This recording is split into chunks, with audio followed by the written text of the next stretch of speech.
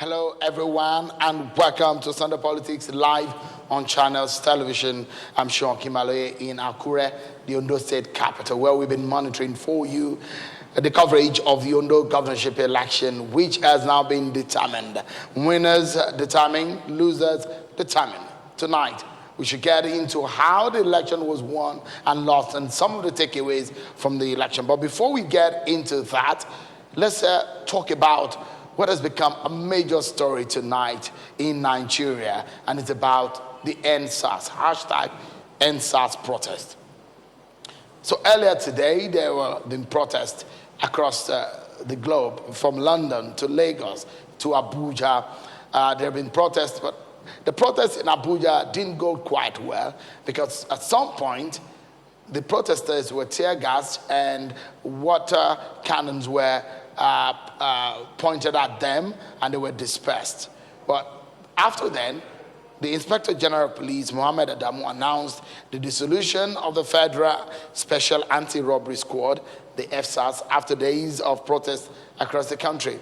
The police unit, which was established to combat cases of armed robbery, kidnapping, and other violent crimes, has been criticized for arbitrary detainment of citizens, harassment, and SARS, instead, over time, has gained notoriety for its reckless intimidation of innocent civilians through pariah profiling and wanton abuse of power. The Inspector General of Police said that it's according to the order of the president. Take a listen to the IG on the disbandment of SARS.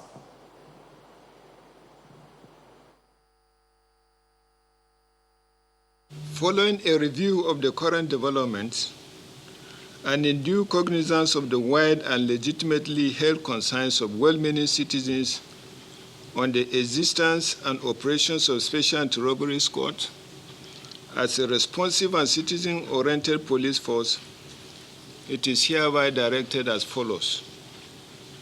1. The Special Anti-Robbery Squad of the Nigerian Police, otherwise known as SARS, is hereby dissolved across all formations, the 36 state police commands, and the Federal Capital Territory, where they currently exist. 2. All officers and men currently serving in the unit are to be deployed with immediate effect. 3. New policing arrangements to address the offenses of armed robbery and other violent crimes that fall within the mandate of the dissolved Special Anti-Robbery Squad shall be presented in due course. 4. A Citizens and Strategic Holders Forum will be formed to regularly interface with the leadership of the police at all levels and advise on police activities. 5. To deal with the reports of crimes committed against citizens, an investigation team will be constituted, which will include civil society organizations for transparency, and the culprit will be punished.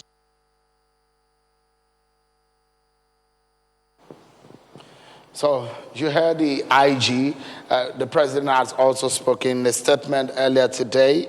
The president has said that is a directive to heed the call of and the cry of citizens. But of course, we understand also that the House of Representatives said that they will go on with the reforms of police. There was a statement from the office of the Speaker of the House of Representatives, the slide. The statement reads in part, the dissolution of SARS was a necessary response by the government to outcry arising from multiple documented excesses of the Special Anti-Robbery Squad across the country. The Speaker wishes to assure all Nigerians that the dissolution of the Special Anti-Robbery Squad will not preclude the ongoing efforts by the House of Representatives to effect reforms of the police through legislation. There are broader perspectives to dissolution of the EFSAS. If you remove EFSAS, what then will cover up for the issue of robbery within the police force? How then can they tackle robbery? Tonight, let's speak to a former commissioner of police to give us a sense of what this means. I'm being joined from our Abuja studio by Mr. EMMANUEL OJUKWU, a former commissioner of police. Thank you so much, Mr. OJUKWU, for joining us tonight. What does this mean? This is not the first time we've heard and seen agitations against SARS. Since it was created, there's been a lot of criticism against SARS. But the move by the federal government today, how does this come to you, being someone who had being at that top level in the Nigerian police force? I think it's a very welcome development. For the very first time, probably for the very first time, the government and the police heeded to the cries and agitations of Nigerians for a change in a particular direction. So I think the government scored the first, Nigeria police. I give them kudos for being responsive to this cry of Nigerians that SARS should be abolished. So it's a good development. And I look forward that in the years to come, days to come, other issues that need to be ended will also be ended. Let Nigerians cry and let the government listen, let the police listen, so we can move forward in this country. OJUKWU, if you remove SARS, would there be a vacuum? Yeah, you know, SARS is Special Anti-Robbery Squad.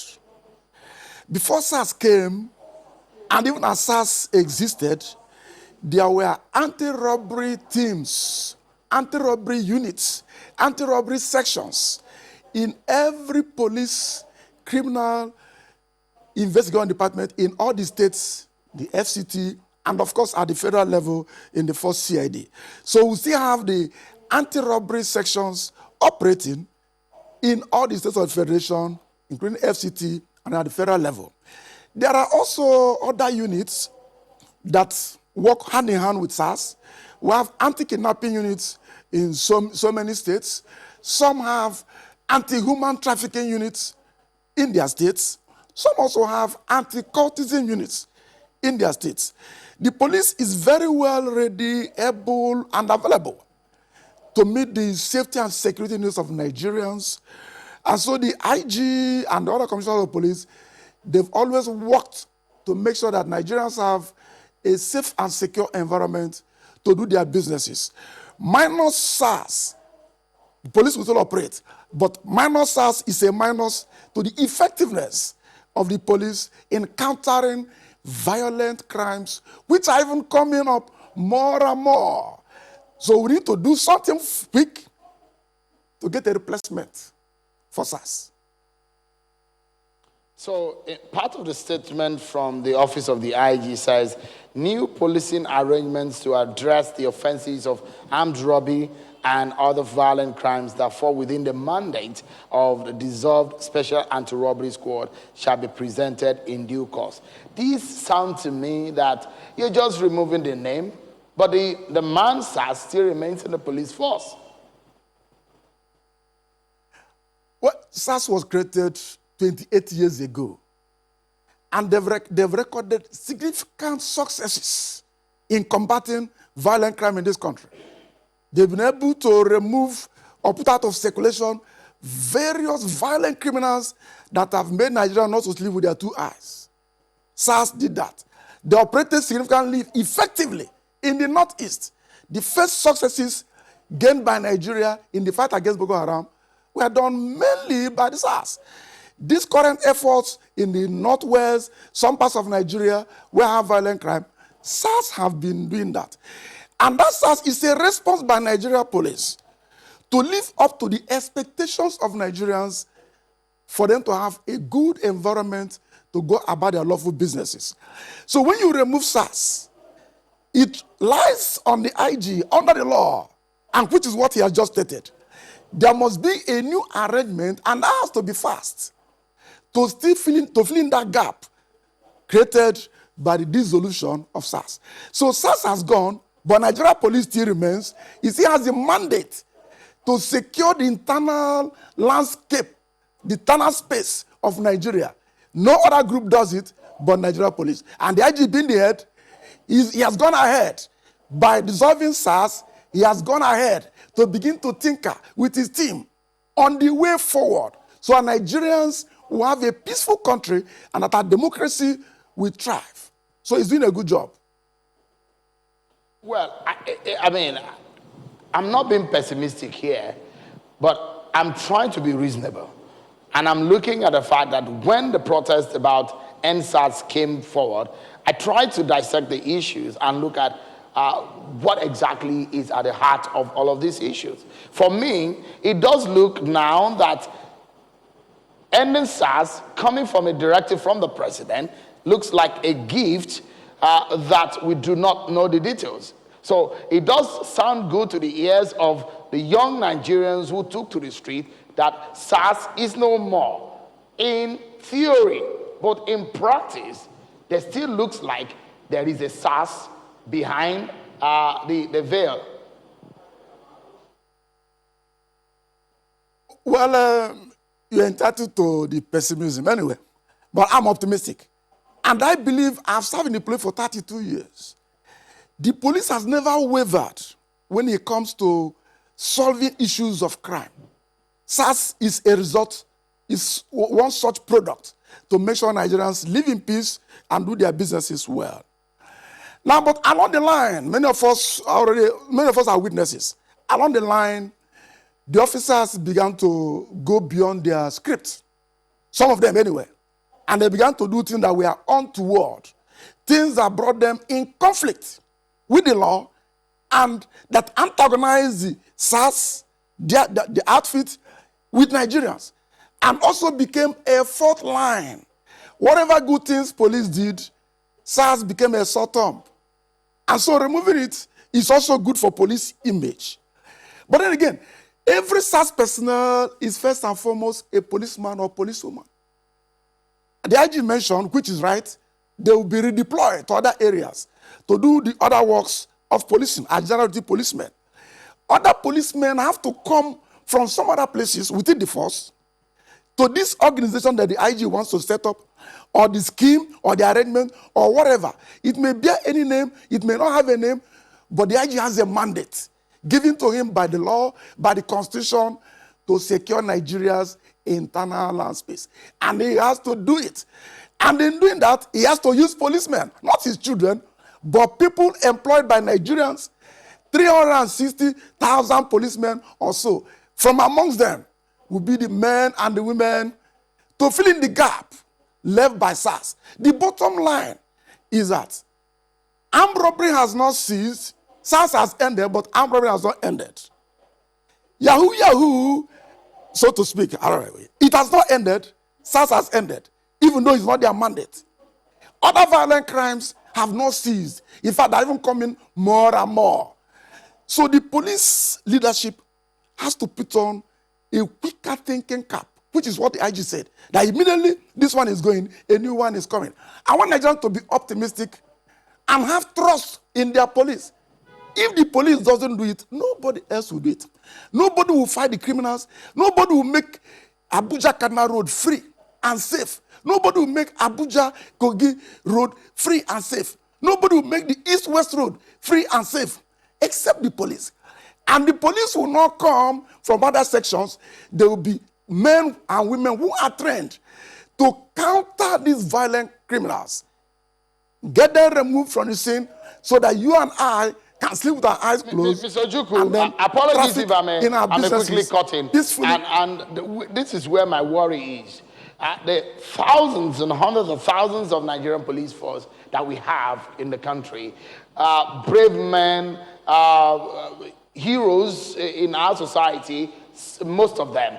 But the bad eggs there, those who have the heart to harass Nigerian citizens, unarmed Nigerians that are being harassed every day, those that are being killed on the streets of Nigeria, young Nigerians that are being unnecessarily profiled. The question is, where did these go? Where did things go wrong? Where did we get this kind of police officers who every day have been harassed before by police officers? So these are Nigerian citizens. So if you remove SARS and they say there's going to be another system to fight armed robbery. It does look to me that it was a great gift that was given by the government today, and another name is going to be given to it tomorrow.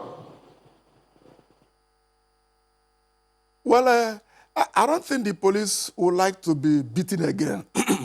As I said earlier on, the bad operation of some officers of SARS created image problem for Nigeria police, created credibility gap, the pessimism you just expressed. It became a fault line. The police that I know would not like to repeat such a mistake. What many of us agitate is not just ending SARS, but reforming the entire Nigeria police. Let their attitude to themselves, attitude to life, attitude to work be reorganized and be remodeled.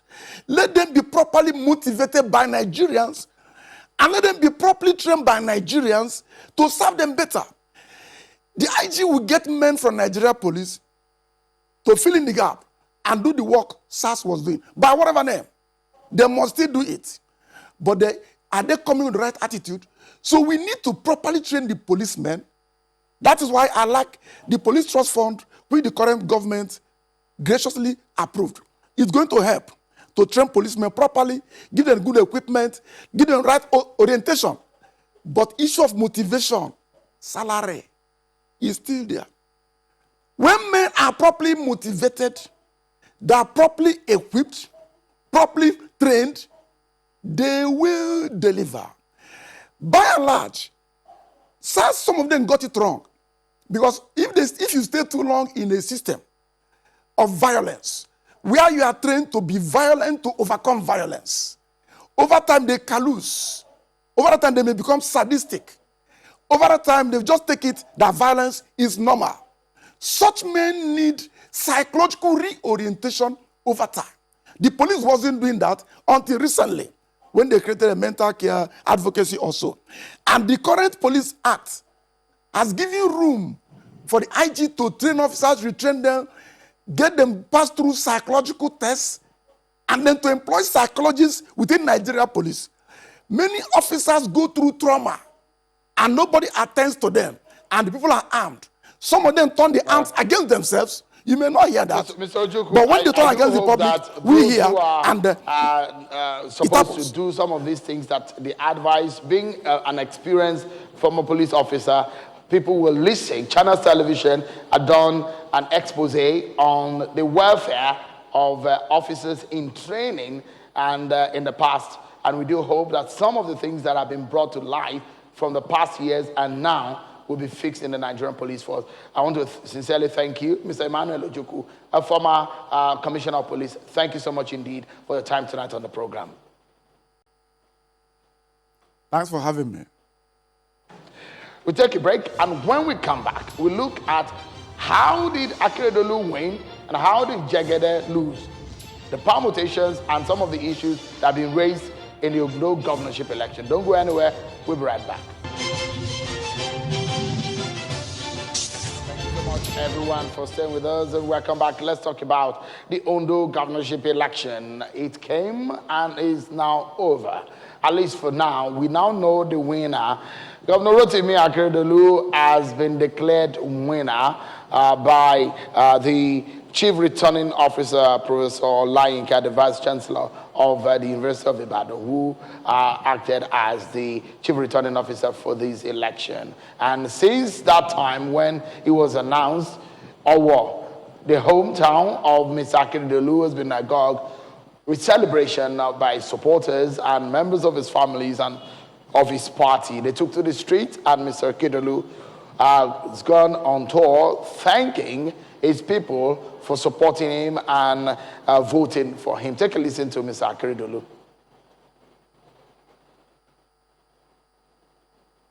To receive a scorecard through the statewide plebiscite, the resounding victory of our great party, All Progressives Congress, throws an open challenge to all stakeholders not to choose the path of complacency.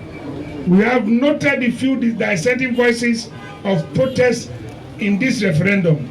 We heard them loud and clear. We intend to address genuine grievances. We shall continue to focus on the development of a God-given space, the Sunshine State. Our administration, that is my humble self, including the Deputy Governor-elect, Lucky Orimison Akeredolu, will not be distracted in the discharge of a sacred mandate. The people will continue to be the center of all decisions. As you note in my speeches, that the people of this state, my romance in politics is with the people of this state. We will proceed with the administrative style which promotes transparency and accountability. We are determined to set our state on a progressive path of real development. Self-reliance is certainly attainable. Our state has no business with poverty. To be sincere, we will remain purposeful, we will remain focused, and we believe we should have little difficulty in harnessing the vast resources, both human and natural. We will put in everything to justify the trust reposed in us. There you have it, Governor Rotimi Akeredolu, who's gotten a second-term re-election. Let's take a look at some of the figures that you need to know in this election. Rotimi Akeredolu of the APC polled 292,830 votes to defeat his closest rival and the candidate of the PDP, AGITATION, who polled 195,791 votes. KALEJAIYE came a third position of the ZLP with 69,127 votes.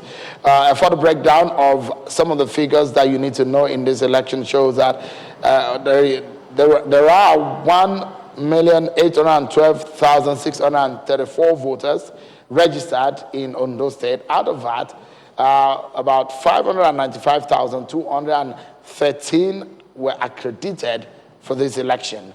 And the number of votes that were cast comes to 591,193, with the valid out of that, with a rejected vote of 18,448. So we had valid votes of 572,745. There you have it, some of the figures that are key for you to know in this election. Let's now discuss how this election was won and lost. We've heard so much prior to this day, and now the election is over. I'm being joined by Dr. Benson Enukwume. He's the spokesperson of the Jegede campaign organization of the PDP. Thank you, Dr. Enukwume, for coming tonight. Good evening. And I have Alex KALEJAIYE, is the publicity secretary of the APC in Ondo State. Thank you so much, Mr. KALEJAIYE, for coming tonight. Good evening, and thank you for having me. Maybe I should start with Mr. Dr. Enukwume. How does this, it's a defeat for you and the emergence of Mr. Akeredolu for a second term. How does this come to you and your party? You're one that has told us on this program that you're going to beat the APC silly. But it does look like you are on the receiving end of the stick. Well, the decision on who will be the governor of this state rests squarely on the people of Ondo State. And whichever way they have decided, it is their choice. However, we have issues that when a person makes a decision that is induced or compelled to do it, you will know it is not voluntary. Like in criminal matters, when an accused person, or a suspect rather, goes to the police, is beaten, is flogged, or is given a promise that if he makes a particular statement, he will be let loose. In law, we will say that is not a free will or a free confessional statement. What transpired yesterday, and which all witnessed, was a financial induced election. And it's quite sad. I raised the alarm earlier that APC was coming in with close to 1.2 million naira per unit. I didn't make an error because the information got across to us appropriately. And yesterday, these things were distributed according to the number of persons in the unit. Some units we have 680-something thousand naira from APC. Some will go as far as 1.2 million naira for the purpose of buying votes from the people. But be that as it may. So the allegations of vote buying, of course, yes, precludes your party. Of course, it was rampant. It was rampant, but does it preclude your party? Of course, if we do, we would have succeeded. If we have the money, we don't have the money. We have the message. We have presented the message to the people. The people ordinarily would have bought the message, but because money came in and they bought it, we can't blame anybody for it. Like Esau did. As soon as he sold his birthright, whether Jacob induced him or not, once the birthright is sold, it is his choice. Right. The people made the choice. Whether induced or propelled by fund, they made the choice. Right, and they need to stand squarely with their choice for the next 4 years. Mr. KALEJAIYE, Dr. Onukwumanye is not someone who is strange to you. But what he has said today, is it strange to you about the election of yesterday? Thank you. I will not say it is strange because a few weeks ago, he said the same thing, that APC spent so much money 4 years ago. He forgot that at that time, APC was an opposition party. There was no how an opposition party could raise that kind of money, he mentioned about 2 weeks ago. So he's saying the same thing. In any event, when a student or a pupil has failed to prepare well for an examination, and there will be reasons after the exam is over and the results are out. Oh, it is because the teacher, the lecturer does not like my face, and there will be excuses. So this is normal. But I will tell you that the success we recorded at this gubernatorial election, the journey started some 4 years ago, 3.5 years ago. The day Akeredolu was sworn in as the governor of Ondo State. It started. Beginning of this year, I think it was in February, the candidate of Zenith Labour Party, Honorable AGITATION, he appealed to the good people of Ondo State not to change a winning team. I think it was on account of that all the active politicians across the states, they gathered and they united for the first time to work for the re-election bid of Akeredolu, so the candidate of the party. When you say all the politicians? When I mean the active politicians from the north, central, and south. In the north, you talk about the likes of Senator Ajayi Boroface. He led all the other active politicians in the north. In the central, you have Senator Donatayo Alashadura, the honorable minister. He led the part of all the active politicians in the central. Down south, you have the likes of Chief Olushola Oke. You have the likes of Chief Deake Kemeke. You have the likes of Ambassador Olushola Iji. You have the likes of Engineer Ife Oyedele. All of them came together. So that's how your party beats the PDP. We will work for the re-election bill. So at the end of the day, the people voted for continuity, they voted for performance, and they voted for the economic transformation of Ondo State. So that's how your party beats the PDP. How? Unity of purpose. The allegation of vote buying, he said it was rampant. Did you witness any kind of vote? But of course, that is an excuse. There's nobody that is defeated. Did you see any kind of vote buying? I was not given 10 kobo for vote. I voted in my unit. Nobody offered me 10 kobo. Maybe because you are a chieftain of the party. Chieftain of the party. No, I'm asking. No, sincerely. You're talking to Nigerians. Some of them. In all fairness, you're talking to very smart people. I've told you that the people voted for continuity. They voted for economic transformation. They voted for performance. Akeredolu, in less than 4 years, has done what so many people could not do for several years. And the people are happy with him, and they felt if we renew this mandate, this man will do more. I think this explains why they took the decision, like let this man continue the good work he's doing for the good people from the state. I'd like you to react to Dr. Onukwumanye. He said, Mr. KALEJAIYE is not a strange person to you, and he has, the way he described what you have explained that led to the defeat. How do you respond to it?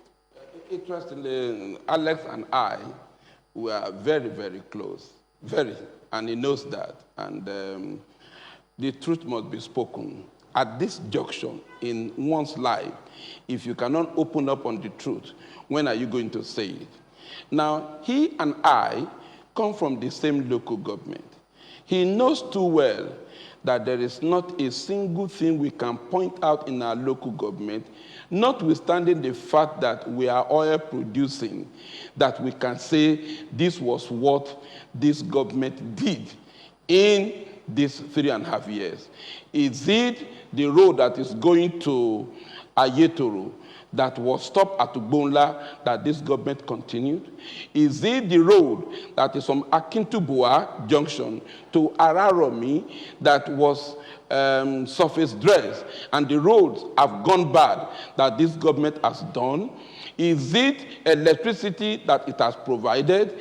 Is it infrastructure in respect of water? And I mention water in particular because the water at Abutu was done by the Mimiko-led administration. What this government said it has done is that it has laid pipes and has fixed pipe for us to drink water. He came from the water side and from Igbokoda today. I also came from that particular place. He knows as much as I do know that as of today, no water flows in Igbokoda, no water flows in Ugbo, no water flows in Atijere, no water flows in Igbegun. He knows. He's from Odonla, I'm from Ubieni Kansulu. No water flows there. He knows. So the truth of the matter is this. The APC won in Elijah. He won in Ondo. Ondo is where you're from. No, we are the two of us from Elijah. Yeah. So you are describing Elijah, and is it true what Mr. Dr. Enuko Omayi just said about your area? Let him look at television and say there's water. When it's true, I will react. When it's done with his analysis, I will react. By the time, we are from that place, and our people, a good number of them are looking at us. When he looks at the television and he says there is water, there's electricity, there is road, I will keep quiet. So what do you think they voted for? If they did not vote for your party? The point is this. I told you of inducement. In my own unit, APC brought 685,000 naira. Do you have evidence of that? Oh, look, I am from that. I'm from Obiani Kansulu. Do you have evidence? Yes, I do. You have a video or picture evidence? Yes, I do. The money, the people brought are my younger brothers. I won't mention their name here. So the 685, I'm mentioning figures. When he said that in 2015 or 16 that there was no money distributed, Alex was not in government. We were together. I was in APC, and I knew what transpired, that 400,000 naira was shared per unit. If he denies that, it will be obvious that there is a little hope for this country. Now, the point is this. I do not blame the person who brought the money, because if there was not much, then you could bring the money. We don't have the money to offer. Jagede offered himself. He offered the things he could do. He told them the story. I am glad that he has this 195,000 votes. But the crisis that erupted in Idori, was it as a result of the performance? A person lost his life. One Mr. Ilori from Odedo Idori is dead. Another one who was the DG of Jagede campaign organization, Mr. Akifela, Wale Akifela, is seriously in the hospital. I'm talking now because of the challenges. Right. Areas wherein they know that buying of boats will not occur, they will go with violence. Just a moment. We need to take another break. But when we come out, I will allow you to react to what Dr. Enuko Omayi said, and we'll talk more about what happened on this election and the way forward for the Ondo people after this election. Join us again, everyone. Stay with us right here on Sunday Politics on Channels Television. We're talking about what happened in the Ondo governorship election. Let's now allow Alex KALEJAIYE to react to what Benson Enuko Omayi said about some of the reasons he thought his party lost and how the APC won. Alex, respond to Benson on what he said. Especially, he picked on the issue of the fact that where you come from, there is no water, there is no light. Sure. Let's pick this thing one after the other. I am a trained journalist. And in the profession, truth is sacred. Facts, sacred. The business of concocting figures is not my area of specialization. In Elijah, where I come from, most of us don't have regard for figures. It is therefore very convenient for somebody from Elijah to say, oh, I saw 10 million naira flowing on top of water. It's very convenient. But if Dr. Benson says he has evidence, why? I challenge him to publish it to the world. I really want to know where this money comes from and who were the people, the beneficiaries of this money.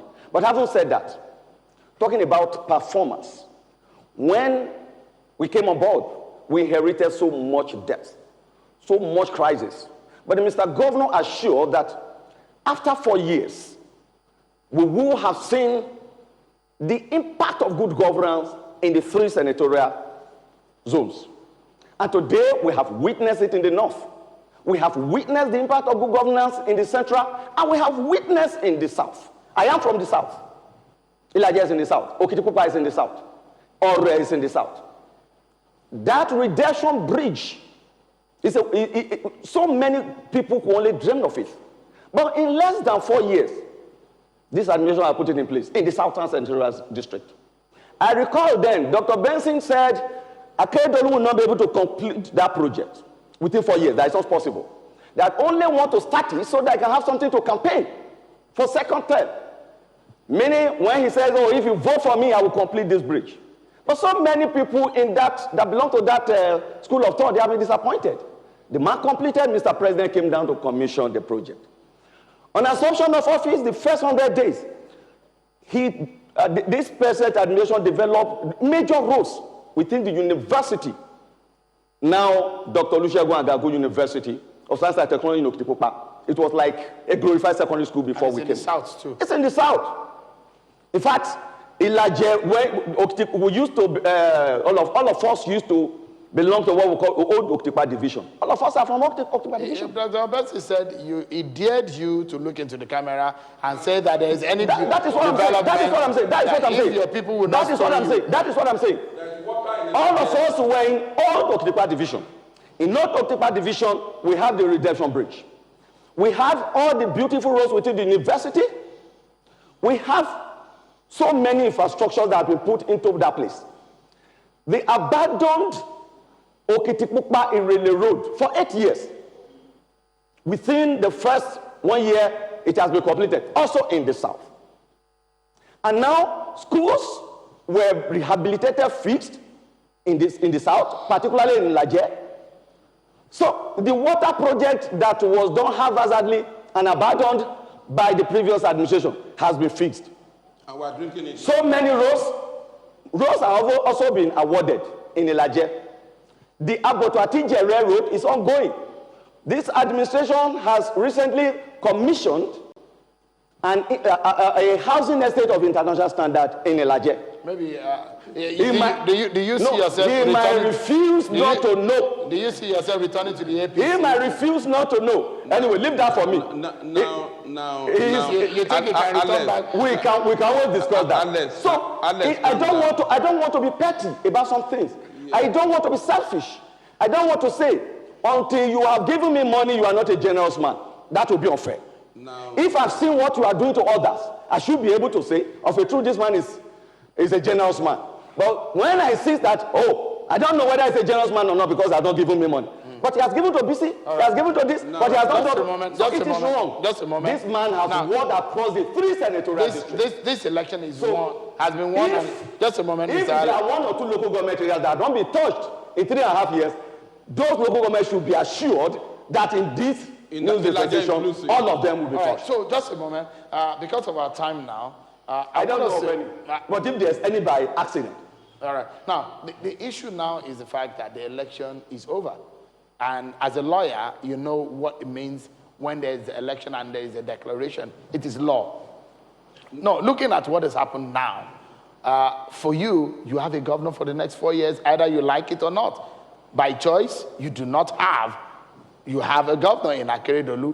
in your mind, your party, the PDP, what do you think is up for you for the future? The truth of the matter is we must thank the people of Ondo State, particularly from Akure, Ifedore, Akure North, who resisted the temptation of money and voted according to their conscience. We must thank them. We thank the party members. For us as a party, we will examine the books. We will examine the result. We will look at all that happened. We will look at areas where inducement, because it pervaded the whole state. So just a moment. Just a moment. Just a moment. Unless you have your time. I don't have quarrel with Governor Akeredolu winning in Owo. Ordinarily, for example, you could see the people rejoicing with him. It should be the whole state. But it is Owo. Only Owo. Because he did well for his people. Alex and I are from the same place. He's from Ugbo Ward 5. For the first time, I am from Ugbo Ward 4. We should not be citing what happened in Akure. We should be talking from our own end. In Akure, you are not now, we should be talking that lead to the house of your candidate. What happened in Osobade? Alex, let our people hear us. They are watching us across the world. We should be talking about what happened in Osobade, how our money has been used. When this government came on board, he mentions that our people don't have respect for figures. He should know I do. Even though I'm a lawyer, I said many of our people. But I'm exempted. I said many. When we came into this government, when we came on board, it was not in government. I was SSA Oil and Gas. I left. We met 1.4 billion naira. And so I'm looking into the camera and talking. We met 1.4 billion naira in a bank, starting with A. The bank's name starts with A, and it was Osobadek money. I spoke to Mr. Benga Edema, who is the chairman of Osobadek. I said, this amount of money is available for you. Go and make use of it. I won't put that gentleman into trouble now. But we go to Ilaje, where he and I come from. The roads are not fees. What about the one that they said they are going to do? Water, nothing was ever. We are out of time now.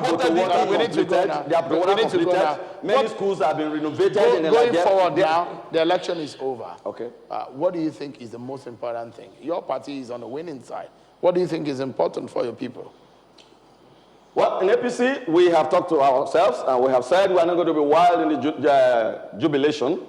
Because it is the people, it's victory for the people. We try to justify that confidence reposing in us by renewing this mandate. We will do more for the people of Ondo State. We are going to be selfless in our approach to service delivery. The seaport we will pursue, and Mr. Governor has assured us that if that is the only thing is able to, because that is capable of transforming the economy of the state. We'll be very serious about that. We'll hope and we will hold you by your word. Every of the wishes. In APC, we don't believe in deception. We don't play politics of deception. You can see that from the attitude and the body language of the leader of APC in the state. Thank you. Alex KALEJAIYE, spokesperson of the APC in Ondo State. Bensi Aniko is the spokesperson of the PDP campaign organization. Thank you so much, gentlemen, for coming. Interestingly, brothers, you are. Thank you for bringing us. It's a privilege. Thank you for coming. Thank you so much. And thank you so much for all of you that have followed our coverage of the Ondo governorship election from all of the crew right here in Akure, Ondo State. Thank you so much, everyone. And it's bye from all of us all.